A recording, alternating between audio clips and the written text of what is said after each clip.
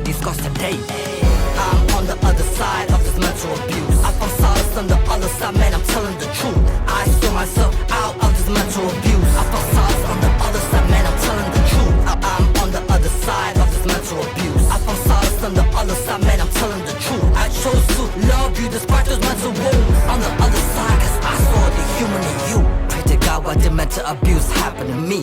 Last time I'm giving you power to devalue me. The word victim was looped in my head. I had people to live for, so I wasn't dropping dead. Guilty conscience told me to use my voice. God chose me to bring hope, that's not a choice. Every word in my letter became my testimony. The words caught in my throat cause I didn't want you to judge me. People told me don't burn bridges, but our professional relationship felt like a life sentence. We dealt with this collision, nearly confided in a prescription. We were enslaved by indifference and pride was a prison. Searching high and low for a sense of normalcy. Alcohol never numbed the anguish, still has stuff I left in me. The pressure's not a button, you can stop gaslighting me. I couldn't overdose cause someone's living through my suffering. I'm on the other side of this mental abuse. I found solace on the other side, man, I'm telling the truth. I saw myself out of this mental abuse. I found solace on the other side, man, I'm telling the truth. I'm on the other side of this mental abuse. Welcome to Breaking the Silence. Again, my name is Damian Bloss. I'm the host.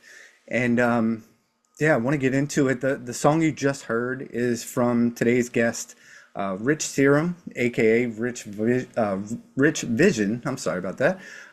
He's an inspiring rapper and author of a powerful book called From Victim to Victor. And he's a true advocate for mental health. And his mission is to help people feel seen, heard, and understood through both his music and his message, reminding us that our stories have power and that speaking our truth can save lives. And a little backstory real quick of how we met. He reached out to me via email. We started conversing and, things went from there and we're going to collaborate and things like that. I'm very excited to get into this. So let's dive in. Welcome, Rich. So happy to have you on.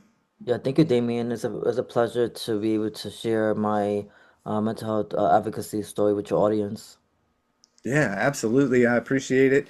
I love what you're doing and being an advocate for those with mental health struggles.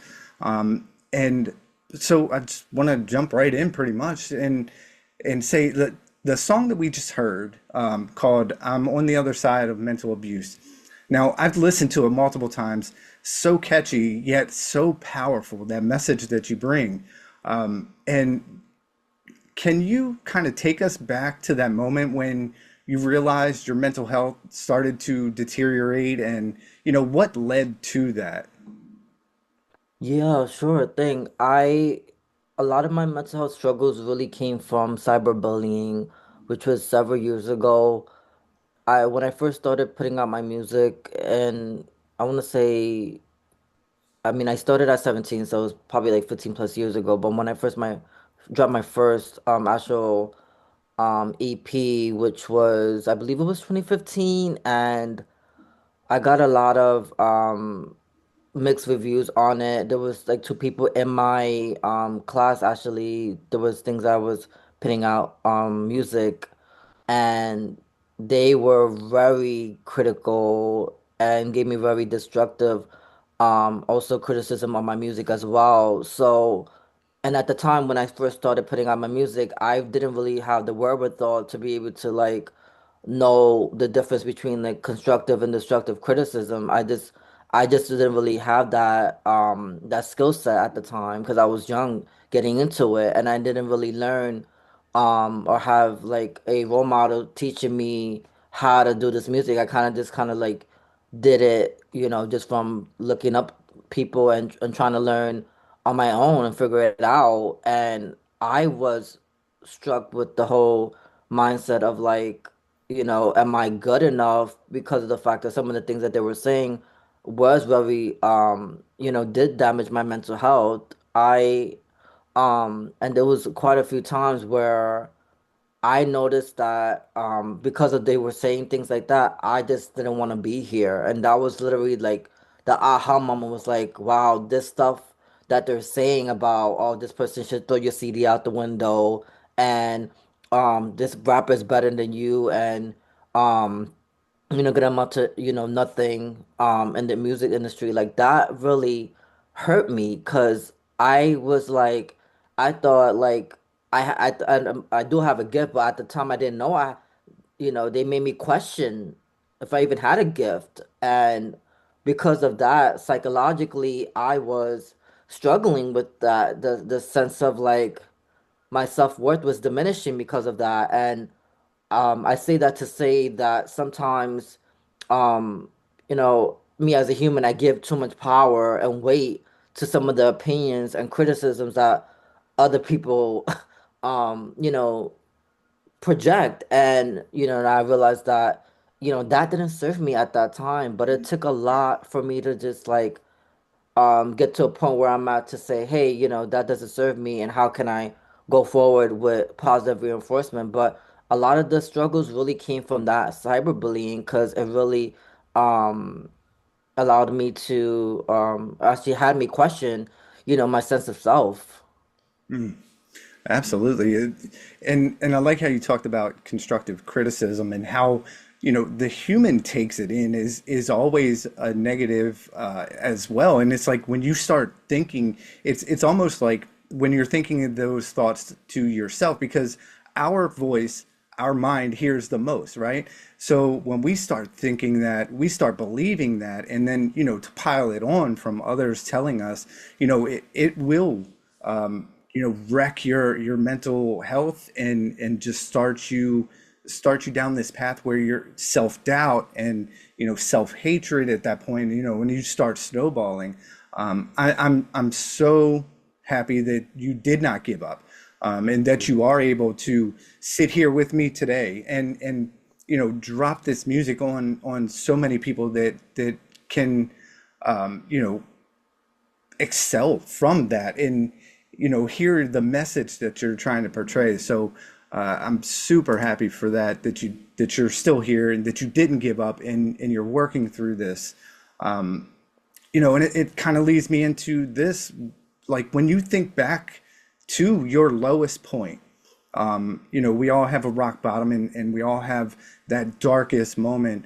If you think back to that, how did you view yourself then? And basically, how does that compare to the self-acceptance that you may feel now? Yeah, no, that's a good question. I don't know. I feel like because I struggled with so much of I struggled a lot with self-worth, because of some of the things that people were saying, some of my views of myself was very skewed by that. And I think the way I'm able to really finally, accept, myself, especially now that I'm open about my sexuality. And I think for me, it's always been um me trying, attempting not to fit into the mold of what I felt people want me to be. And that was hard to break out. I think right now I'm more working on like figuring out what acceptance still means for me. I think it's always evolving. I don't think I can ever get to a point in my career or in my life to say, hey, I fully accepted who I am 100%. Because if I say that, that would be a lie. And I really believe that my self-worth and my self-acceptance comes from being able to continue to share openly about, hey, this is my struggle of me being, outed, and accepting that this happened to me, but also accepting that, hey, like if someone else, finds out that whatever that I was maybe, having, whatever relations with a guy at one point or whatever, then that I'm okay with that. Like I think for me it's like being okay with like knowing that this may be things that I may be uncomfortable sharing at one point in my life, but now I'm more open to sharing these things because like the way I got to self-acceptance was to know that like that no one in this planet is perfect, like, and I think that helped me realize that like if I come out like it's me being unapologetically myself, right? I think that that's the biggest part of it is like knowing that like even though like I may get people who may disagree with what I believe is true for me. It's still accepting the fact that even people may not agree with it, but I agree with it. I accept myself for who I am. I have to sleep with myself and every single night, like by myself and wrestle with these demons. But I realize that it takes a lot of mindset shifts and listening to positive music and affirmations to realize that yeah, I am accepted for who I am, and also, and even if I don't hear it from someone, I could also find that within myself because I'm finally stepping out and being who I truly am. And it's not always easy, but it's really rewarding when I don't have to have, this rail on all the time because it gets exhausting. Yeah, absolutely. And I feel you on that. Um, you're the one that has to live with you, being able to share who you really are and being unapologetically you and being you 100% authentically you. I think it's very important in in life in general because you're absolutely right. We live with ourselves. We have to be comfortable with ourselves, and if we're holding anything back or we feel like things shouldn't be said or things like that, then we're only damaging ourselves. And I'm so glad that you brought that up because we should be open about who we are and things like that because it's only helping us, and that's the most important person that we need to satisfy is ourselves. We have to be Yes, happy in order for us to be happy anywhere else. We have to be happy with ourselves. And yes. so yeah, I'm so glad that you brought that up. And it kind of leads into the next thing that I wanted to talk about too is with society, how has societal expectations affected you? Because especially with the stereotypes that are out there of Yeah. uh, even the pressure of being a man. And I only say that of men because generationally it's always been the man has to do this and they got to be tough and they got to hold their feelings in and things like Yes. that. How has that shaped your sense of self-worth? Did it ever make it harder to accept, or express who you really were? Wow, that is a great question, and it's actually a great question to, um, I think sometimes to continue to pose to myself and also society in a whole. And I don't want to be the end all be all of everything, but like I know from my experience, I was extremely traumatized because of the whole stigma of men can't get help or men can't be you know vulnerable or sensitive. Like I literally lived that. Like a real example was years ago when I first stepped into therapy when I was suicidal and my sister was like, you need to see someone. And I'm, like ASAP. And I'm just like, no, like I was in denial. Like I'm like, there's nothing wrong with me.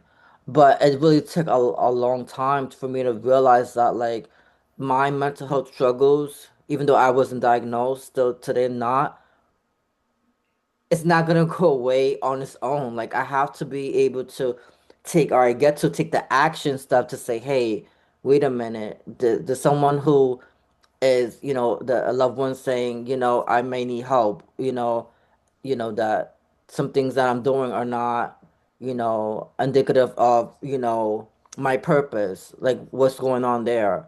And I had to really sit down and say, wait a minute, like I'm shorting my life and my purpose and what I'm meant to do um for other people to serve because, I want to, at the time find a quicker way to escape my pain and not wanting to be here.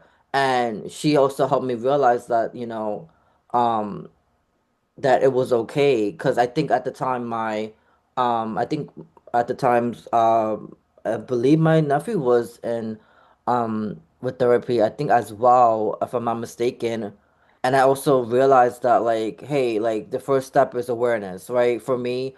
So having that awareness of like hey, I almost didn't make it, helped me realize that wait a minute, I have a problem. Like I have to be like, I have a problem. I have issues from the past that are robbing me and taking away from my prosperous future, and I cannot live my life doing that. Like that for me didn't sit well with me. So it's like a light bulb was in my head of like, okay, well, you need to have a change. There's something needs to shift. Your perspective of how you felt like life, was happening, against you, or that's not serving you. So like I had to realize like I needed someone who was in a professional space to help me. And a lot of times I was like, damn man, like what would this person think? Like a lot of times I'm just like to myself, like if I share like I'm in therapy, like what people think, like what I look. To be honest, I felt like yeah, maybe I'll lose my manhood, whatever card, whatever, if that's even the thing. And I think look, listening to myself now is like it's ridiculous and to live that way. And I did live that way, and I'm glad that I got the help that I needed, because now I'm still in therapy, even though it took, two, three therapists, and now I found landed on the right one. It's just, it's an everlasting or all evolving journey for me. It's not just like an end all be all, but I realized that for me, the first step was being aware, like, okay, this is the problem, and how can I take the step to solve the problem? So I did say, hey, therapy. It may not work for everyone, but for me it did, and it kept me, out of my head, because I was able to speak to someone about my struggles, and they were able to hear me out in a non-judgmental way. And I think for me, that's what helped me and saved my life, because keeping demons to myself, it just it made me suffer more. And I think having someone to actually hear me out, and all my drama, or whatever, not drama, but like all my struggles and insecurities and things like that, it helped. And so I did, change my mindset about having conversations, because for me, like, those conversations honestly are healing to me. Like being able to say, hey, like I lived through this. It's like, hey, I almost committed suicide, but I didn't, because I knew, like, part of me knew like I have a purpose, and I have people who are depending on me, to help them, get through a tough time with some of the stuff that I've been through. So like I always thinking about that in the forefront. And then um and this is a great question, because I hear other guys, even I'm in the mental health space, event, a lot people come up to me, and they're just like, they say the same things about like this is what men can't be. And it's just crazy how sometimes society will put all these different um limiting beliefs or projections of what a man should be, as if there was a person who defined, what a man you really should be. And I think sometimes I had to take a different perspective of like what a man means by my definition, and started to really believe like it's not the way society paints it as. Like I love being vulnerable, I love being sensitive, and that works for me.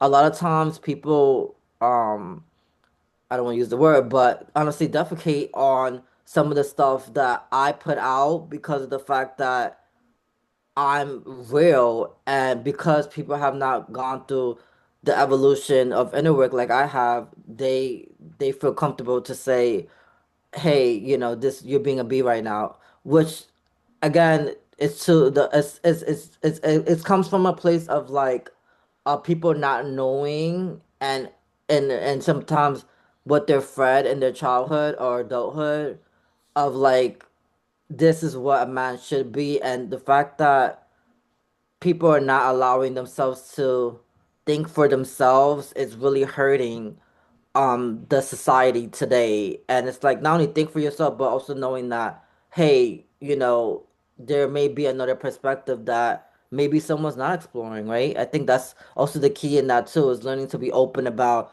different perspectives from people. Because for me, a man is a person who struggles and has these um moments of confusion, and have moments of times I'm crying, but also being okay that like that doesn't make me less of a man. Yeah. Yeah, and I'm glad you brought up the stigma part about therapy and things like that because I was the same way, you know.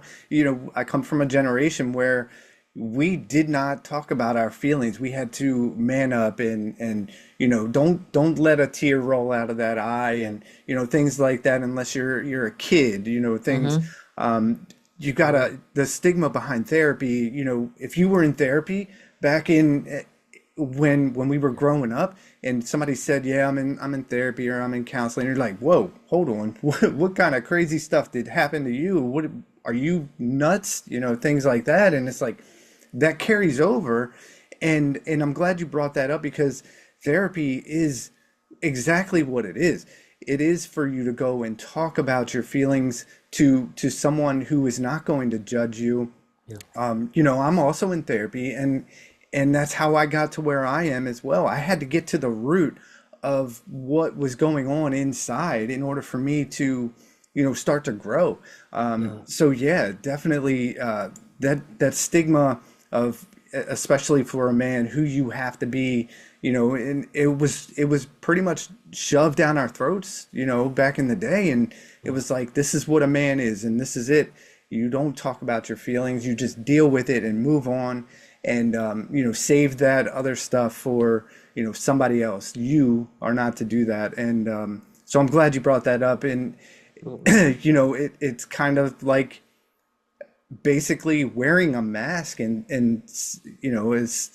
as you actually talked about in your book, wearing a mask. I know that feeling all too well. I had to wear a mask every time I went out because I didn't want people to judge me. I didn't want people to look at me and say, "You have a problem that I think you need to fix."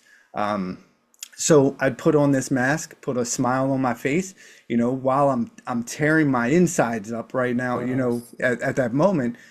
But this mask is smiling, and that's what I wanted people to see. So, you know, are you able to share what that mask that you were hiding was, and or what that mask was hiding for you, and what it took to take it off?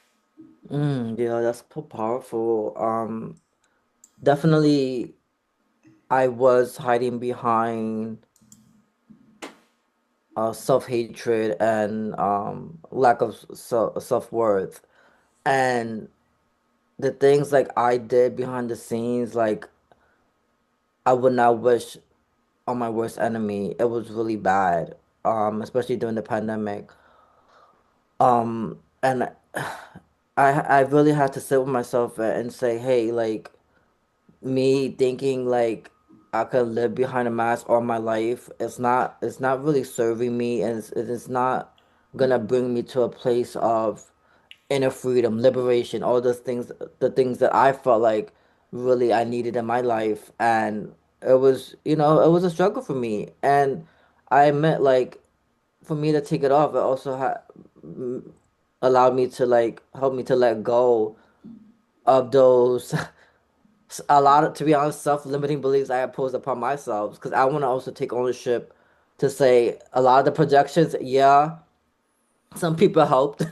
A lot of people have helped, and it made me feel that way. But I also, behind the closed door, I started doing it behind myself. I called myself a waste of space. I called myself a failure. So I called myself not enough. And all these things that really led to my worst demise and also led to deep self-sabotage along even in my career. And I told myself, man, I cannot live in a space where I have to act like I'm okay, because me acting like I'm okay is not helping me. It's not helping me. And I think I had to realize that, I think the weight of it all was just too much for me to bear on my own. And I said, wait a minute, like, what would happen if I finally asked for help? And I think that was like the biggest thing for me, was that shame of asking for help. I think that is what I'm learning now, is like, that was really it. And because I didn't want, like, as a man, I didn't want people to know I needed help. And that was really eye-opener for me to realize that, wait a minute, the reason why I'm hiding behind this mask is because I secretly need help, and I secretly want to be loved, and I want someone to care for me and XYZ, and remind me of my self-worth when I don't realize my own sense of worth. And I think having those things, um, that awareness is really important for me. And when I finally took off that mask, I realized that there was like an inner freedom, I think, that I couldn't really express. Like it was kind of like I could finally be myself. I could finally breathe. I can just finally like live, unapologetically me. And when I started doing that, I just started to step into rooms differently, even therapy in a different way of like sharing so many things that I personally, even an immense group too of complete strangers virtually, I'll share like my whole life story, and I'll just be like, "Oh my goodness, what are you thinking? Why are you saying all this stuff?" But for me, it felt like, I don't know, I felt lighter. Like I didn't feel like whatever, like people are gonna judge me, and if they do, whatever, that's on them. But like for me, like sharing those stuff for me has helped me realize that like I'm a human being, first of all, and then secondly, like it's normal to have those type of feelings, and I had to really normalize that within myself to know that like, hey, wait a minute, like I'm not the only one who's struggling with these things. And when I took off that mask, there were so many people behind closed doors that were suffering, the same type of struggles, but even maybe in a different type of way, but the same common struggle of like lack of self-worth and the issues with, depression and things like that, and self-sabotage, like all those things. And it's just like there's something about taking off the mask that for me is like really, really freeing, and I think and empowering in a lot of ways that I cannot, express fully, but it's just a beautiful, I think, sentiment of like where I'm at like now in my growth journey. Yeah, yeah. It's like taking that mask off. It, when you said being free, like I resonate with that because that's exactly how it was like with me, and I love the fact that you're able to talk about it now. And I think removing that mask, especially for me, was the turning point to where I was like, okay, now I can be open with this. I can be authentically myself, and I don't have to let my addiction and my mental health struggles define who I am. Yes, they are a part of me, but no, they do not define who I am moving forward. Yeah. We can never forget where we were in that, and I was thinking about that too when you were talking, is with Yeah. not forgetting where we come from because we Mm-hmm. know we can go back, but we're only growing from where we are, and Yes. not letting it define us. I think is very, very important. And like you were saying there too, and it takes me to another place where there are you know basically, what are some kind of daily or consistent practices that maybe help you move forward now, like what you're doing, and help to build a more loving relationship with yourself now that you've removed that mask? Yeah, that's actually a great positive reframe too, because I think sometimes when it comes to mental health in general, there's all these things of like, I think for me it's like overwhelm and anxiety and all those things. So it's like having like an actual toolkit so I can rely on a daily basis to help me fight those inner demons has been really a game changer, especially during the pandemic, right? When everything was just so isolating. I had to really develop this kind of like sense, this toolbox that I can use so that I can be able to still move around day to day without self-sabotaging, because that was really a tumultuous, harsh time in my life. And what I started to do during the pandemic and even to today, I started to implement fitness into my regular routine, and I think that was really what helped me, and it's saved my life. It's been healing for me, um, cathartic in a lot of ways to be able to just like not worry about my situation that I'm in, but like to kind of escape, with fitness and be able to like, push my body and to different limits, and also even if it's for an hour to just to be like in my body, I think which was really key for me to get out of my head. So fitness has been a really big game changer for me. Um, and I still do it regularly too, so, and I also implemented, I did a thing called positive reinforcement. So I write a list of affirmations every single day, and my coach, she had taught me how to reaffirm those affirmations because I never learned how to do that. So I first started to write down my affirmations. I would just write a list of affirmations, and I'll just write them like regularly, like I am enough. And then when I worked with her, she started to teach me how to reinforce those affirmations. So instead of saying I am enough, the second thing I would say was you are enough. And I don't know what about that for me. I don't know. It really did something for my psyche so that I realized that, wait a minute, hold on. It was kind of like somebody else saying it back to me in a way that was reaffirming. And I'm like, wait a minute, hold up. I am worthy kind of thing. Like it made me look at myself in a positive light. And I think that helped me because there was a lot of negative reinforcement in my past that I had to kind of like um um, shy away from and start to build up a positive reservoir, if you will, of things that I could do to combat those negative voices. And that was for me that. And then I also did a thing during the pandemic where I had like these posters, motivational posters around my room, especially because I couldn't leave my house in a sense, just to work. So I had to kind of like put positive things and see positive things around me so that I could feel liberated in a way. So like I did all like I kind of made up these things in my head of like what can I do, and like I don't see, I guess I was witty or creative in a way of figuring out what things I can do, and I think that was good for me.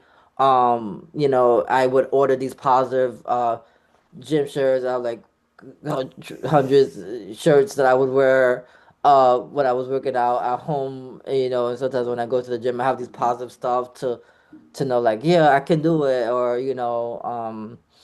it's just I don't know. There's something about positive reinforcement for me that gives me energy and vitality that helps me realize like yeah, like I'm doing a good job, and this too shall pass. Like another thing I do is journal. I journal every single day because I think what happens when I'm in my head was the things I can't I sometimes I feel like I'm living in my own head every single day. So like I'm like, okay, in order for me to get this stuff out of my head, for me I had to put it on paper.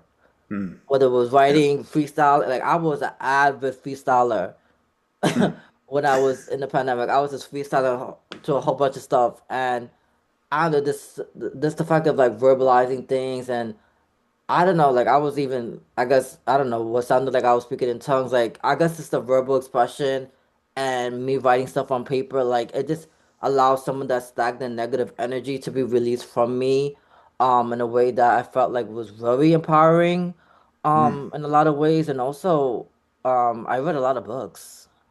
Yeah. I kept my head in the books. Like, there was stuff, that I was going through that I read. I read, the book called You Owe You Twice by Eric Thomas, and some of it, I'm like, wait a minute, and like for me, that really helped me get back to purpose, like for real. And I'm like, wow, hearing his story and the possibilities. I don't know, like doing that positive music, so many things, and it's like positive motivational speakers like him, Eric Thomas, David Goggins.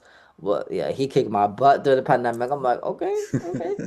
But I think sometimes hearing these things and different people's perspectives and what they've gone through, and that kind of like help me, I guess, I don't say shaping up in a way, but help me realize that like there are people who are going through so much harder things than I am, and even though it feels hard right now, like the fact that people have gotten out of these dark spaces and are thriving and living life, and it just I don't know, it just gives me possibility that things are gonna be better in the future.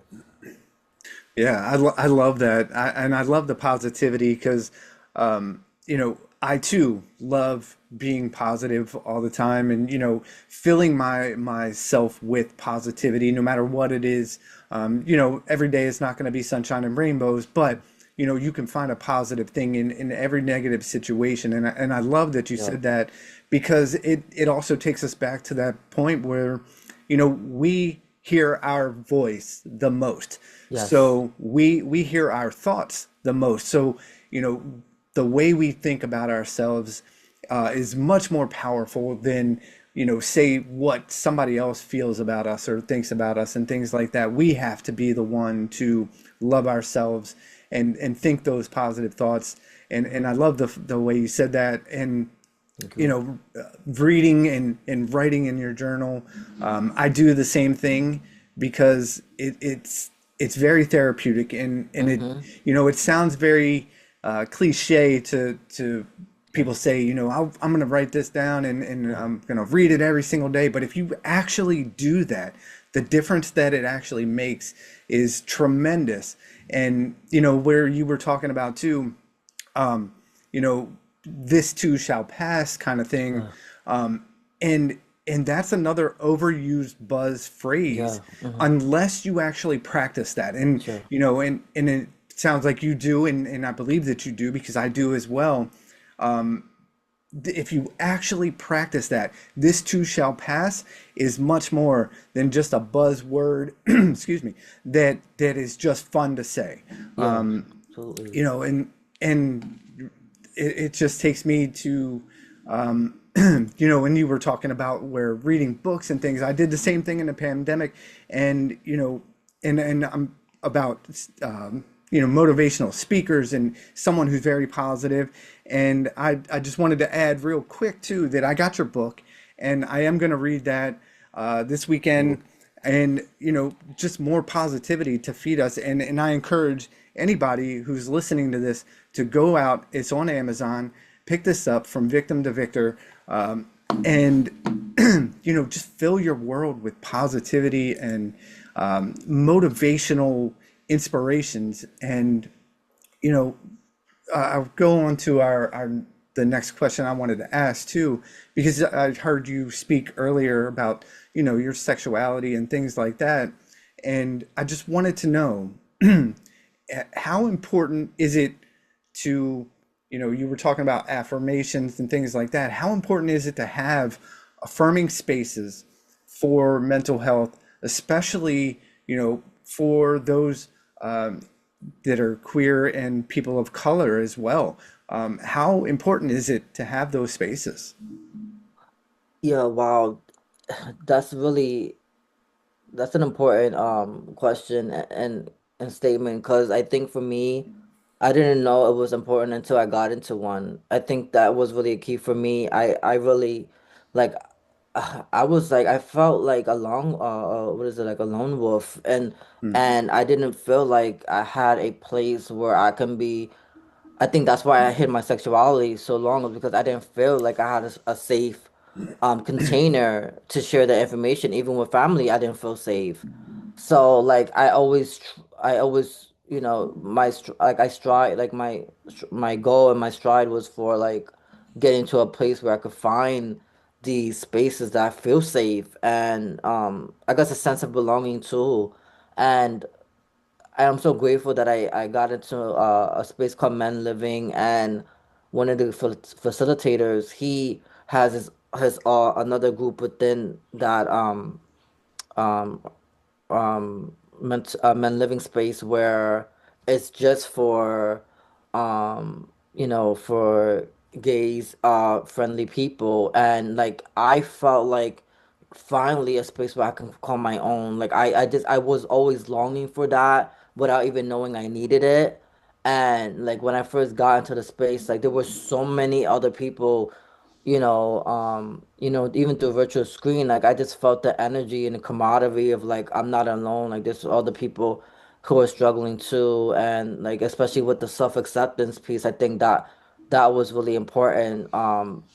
Hearing other people's perspectives about it helped me realize that I'm less alone than I think and I thought. So like it's so important to find safe spaces because I really believe that, I'm nothing without my community, and I'm nothing without a support system of people who are also helping me along this journey. And I truly believe that. So having a space like that I can find myself home, um, it really helps me realize that there's so much out there for so many people who are just willing to just open up to saying, "Hey, I need a container that feels safe," and maybe a trial and error thing.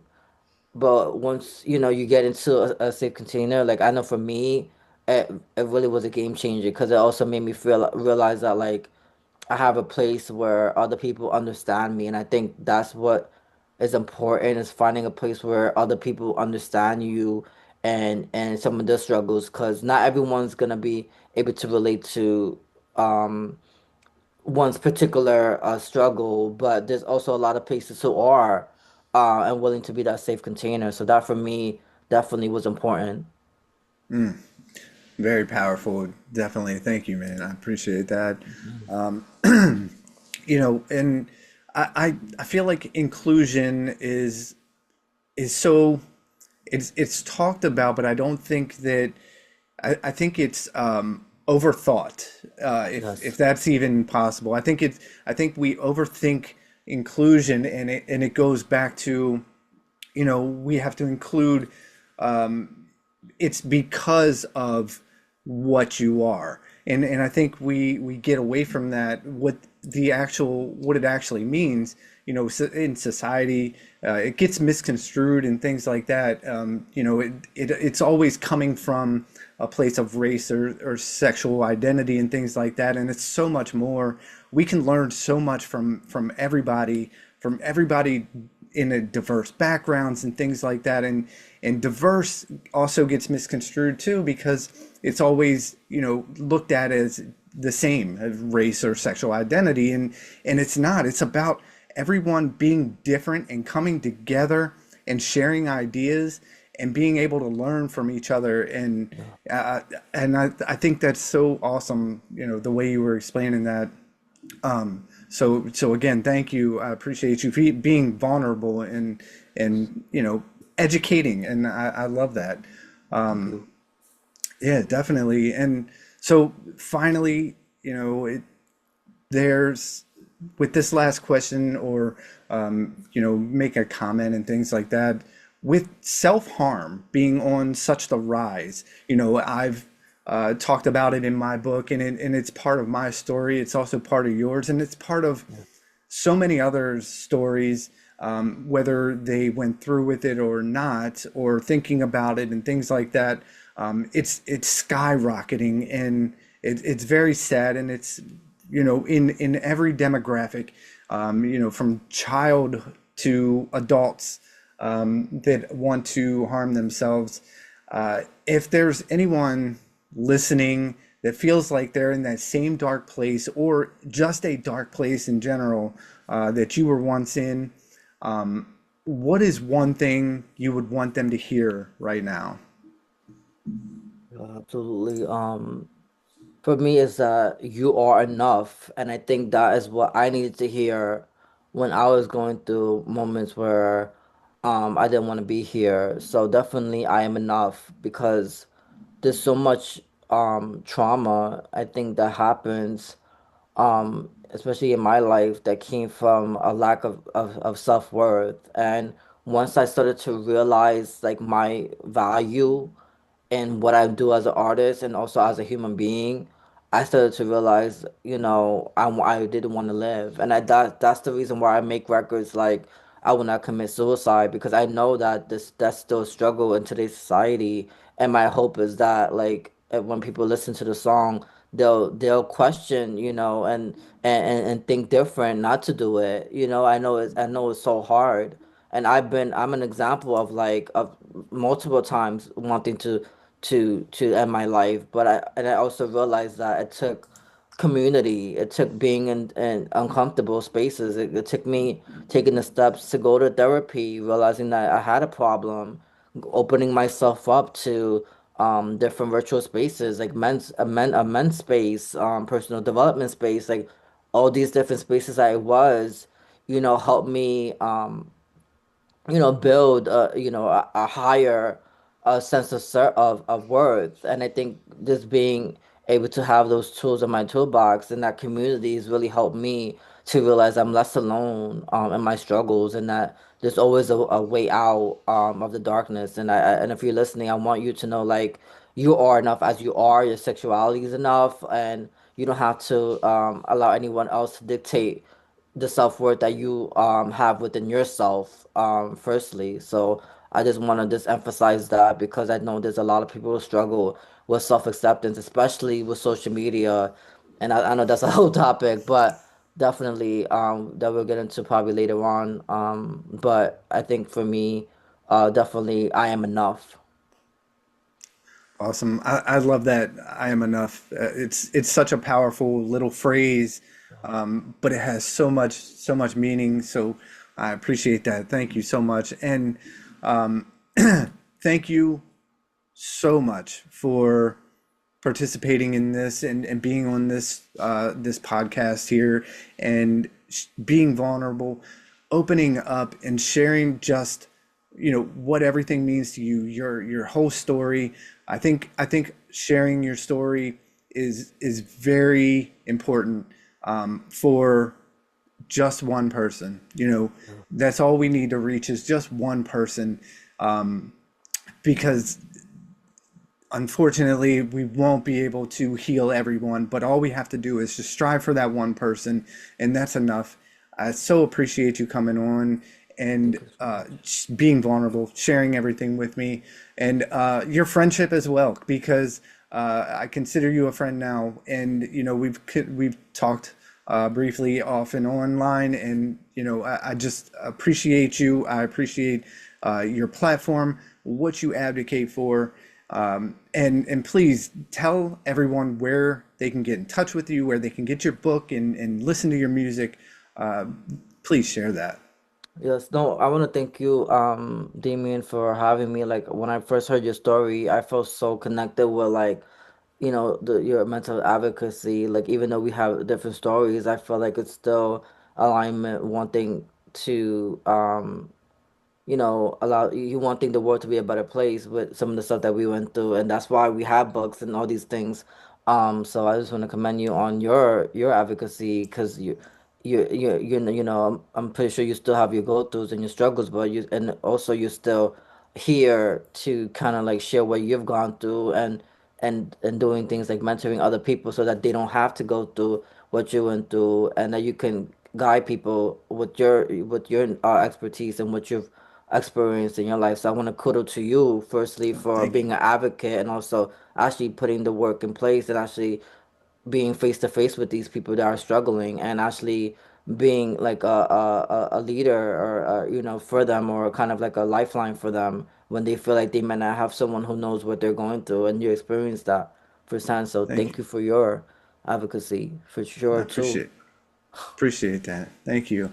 Yeah, Yeah. absolutely. And I think yeah, you can find me if you want to follow my music, especially I talk about self-worth, self-acceptance, have a project that's coming out I'm excited about. But yeah, so it's definitely Rich Vision, so it's RICHVY, like yellow, SION, all on all digital streaming platforms. I have all my songs there. The book is on Amazon. Damien's gonna put a link to it in the show notes, but definitely please support, because mental health is such a taboo topic, and it's such an important topic. I feel like that the world needs to hear. I feel like there's so many people who are struggling that need to hear positive mental health music that speaks to some of the struggles that people are going through on a day-to-day basis. And unfortunately, um the music that's out today is not really speaking about, especially in mainstream, are not talking about mental health at all. So I just want you to know, like, I'm the person that is gonna always advocate, even if it's not um you know the hot topic. I talk about it when it's not on Mental Health Day, because for me, I still struggle with mental health, so I need to continue to speak about it, so that I could continue to heal and process some of the stuff that I went through. So definitely, please tap in, please support. I definitely appreciate you for listening, and I want you to know that if you're listening, that you are enough, you are needed in this world, and you have something special that the world needs. That I know that you can use for someone else's betterment. It's not about you, but it's about what you can do for other people as well. Awesome. Thank you so much. I appreciate it. And we'll end right there. Thank you.